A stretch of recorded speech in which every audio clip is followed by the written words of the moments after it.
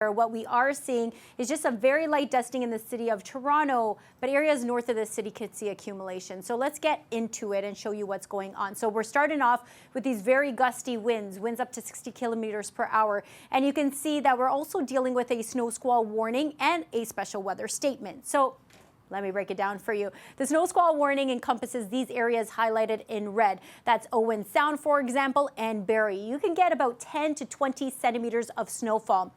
Very gusty winds as well. The combination of this snowfall and the gusty winds just means very poor visibility out on the roadways. So just be aware of that, blowing snow everywhere. The same for areas north of the city, and that includes areas like Vaughan, for example. All these areas just highlighted right there in this beige color. That's the special weather statement. You can get away with about 5 centimeters of snowfall. So a bit of accumulation there. Here in the city of Toronto, probably more than likely flurries. But don't get me wrong, we're also seeing some very gusty winds. And when you're seeing those flurries just blowing around, it can make for some very poor visibility out there. Also some icy conditions out there as well on the sidewalks and roadways. So you need to be aware of that. We're dealing with colder air as well, and that continues into next week. So we're going to get into that. Here's a look at your current temperatures. -9 degrees in Peterborough, -5 in Toronto, -12 in Barrie.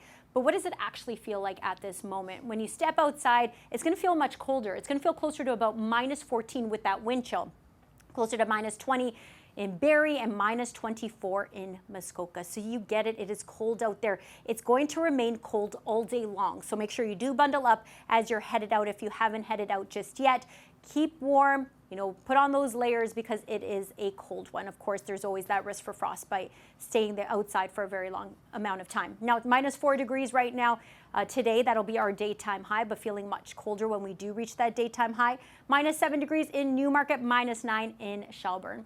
Here's a forecast of the next 10 days and what our temperatures look like. As you can see, there's not much reprieve in the next few days. We're going to continue to deal with that colder air. The average high for this time of year is usually around about 3 to 4 degrees, and we're well below it for the next few days, especially heading into next week. That cold air just lingers.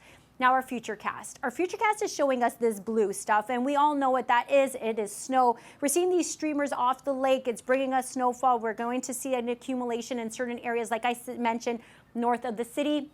In Toronto, we could still see the impact of these snow squalls, but a light dusting is expected, and very gusty winds, like I had mentioned, throughout the morning period.